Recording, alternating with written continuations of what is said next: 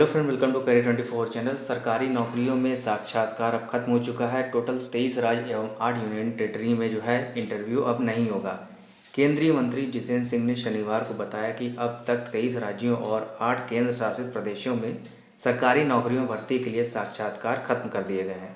कार्मिक मंत्रालय के एक बयान के अनुसार केंद्रीय मंत्री ने कहा कि 2016 के बाद से केंद्र सरकार में ग्रुप बी और ग्रुप सी पदों के लिए साक्षात्कार समाप्त कर दिए गए हैं। उन्होंने कहा कि 2015 में स्वतंत्रता दिवस के मौके पर लाल किले से प्रधानमंत्री नरेंद्र मोदी ने साक्षात्कार समाप्त करने का सुझाव दिया था और लिखित परीक्षा के आधार पर नौकरी में चयन की बात कही थी।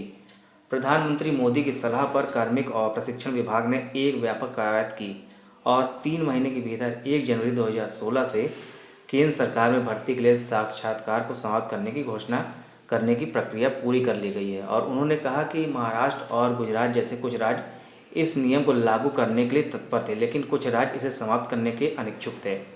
जितेंद्र सिंह ने इस बात पर संतोष व्यक्त किया कि राज्य सरकारों को काफ़ी समझाने और बार बार याद दिलाने के बाद आज जम्मू कश्मीर और लद्दाख सहित भारत के सभी 8 केंद्रित शासित प्रदेश हैं और देश के 28 राज्यों में से 23 राज्यों में इंटरव्यू को ख़त्म कर दिया गया है। केंद्र मंत्री ने अतीत में इस साक्षात्कार के अंकों को लेकर बात कही थी और उन्होंने कही थी कि शिकायत काफ़ी मिल रही थी इंटरव्यू के लेकर और आरोप भी लगाए जा रहे थे कि कुछ उम्मीदवारों की मदद के लिए इसमें कुछ जोड़ तोड़ किया जा रहा है। साक्षात्कार खत्म होने और चयन के लिए सिर्फ अब लिखित परीक्षा के अंकों पर विचार किया जाएगा और सभी उम्मीदवारों को समान अवसर मिलेगा, ये बात कही है केंद्रीय मंत्री जितेंद्र सिंह ने। साक्षात्कार खत्म होने से चयन प्रक्रिया में पारदर्शिता, निष्पक्षता आने के साथ साथ कई राज्यों ने सरकारी खजाने में खासी बचत की बात भी कही है। और इसकी वजह यह है कि उम्मीदवारों के जब साक्षात्कार होते हैं इसमें काफ़ी खर्च होता है, क्योंकि उम्मीदवारों की संख्या हज़ारों में होती और इंटरव्यू की प्रक्रिया कई दिनों तक चलती है।